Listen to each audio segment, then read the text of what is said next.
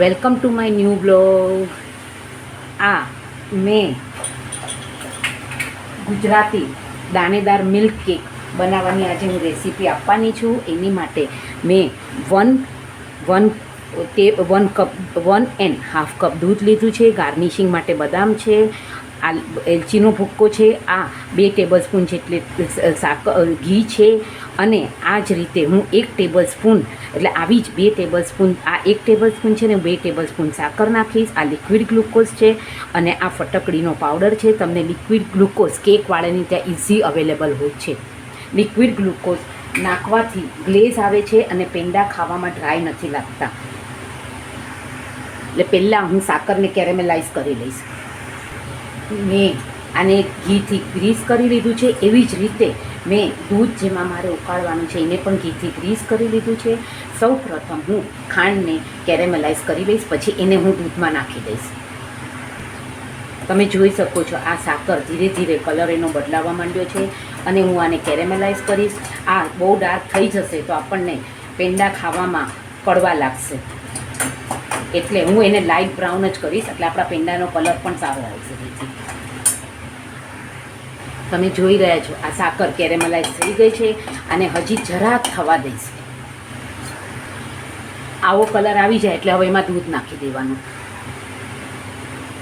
આ મેં pinch of ફટકડી નાખી દીધી છે.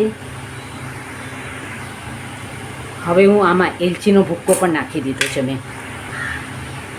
તમે જોઈ શકો છો પહેલાં મેં 1 ચપટી જેટલું એટલે, અને બીજી વાર જો દૂધ નથી ફાટતું તો એ ચપટીથી પણ ઓછું ફટકડી પાવડર મેં નાખ્યો છે.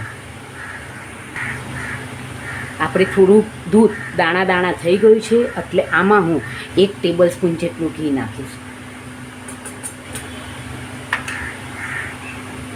તમે જોઈ શકો છો હવે આપણે આમાં કણી પડવાનું ચાલુ થઈ ગયું છે. ત્યારે મેં હાથને ભીના કરી અને પછી આ લિક્વિડ ગ્લુકોઝ નાખ્યું છે. એમાં 1/2 ટીસ્પૂન જેટલું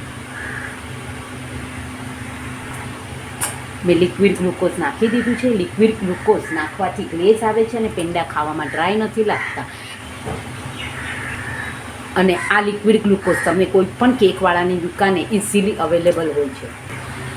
આ તમે જોઈ શકો છો હવે આપણી એકદમ કણી પડવાનું ચાલુ થઈ ગયું છે. એને ગોળી જેવું વાળીને હું ચેક કરી લઈશ. જો ગોળી વળતી હશે તો હું આને ઠરવા માટે મૂકી દઈશ અને પછી એને બદામથી ગાર્નિશિંગ કરીશ.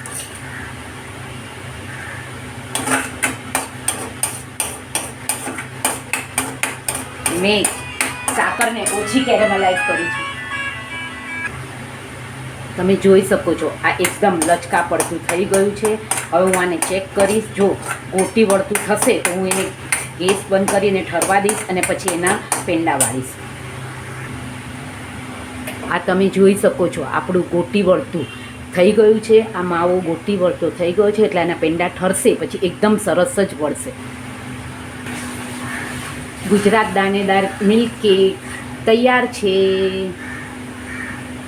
એને મેં બદામથી ગાર્નિશિંગ કરી છે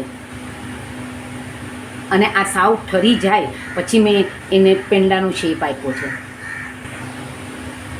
તમે એને નજીકથી જોઈ શકો છો કલર એકદમ સરસ આવ્યો છે.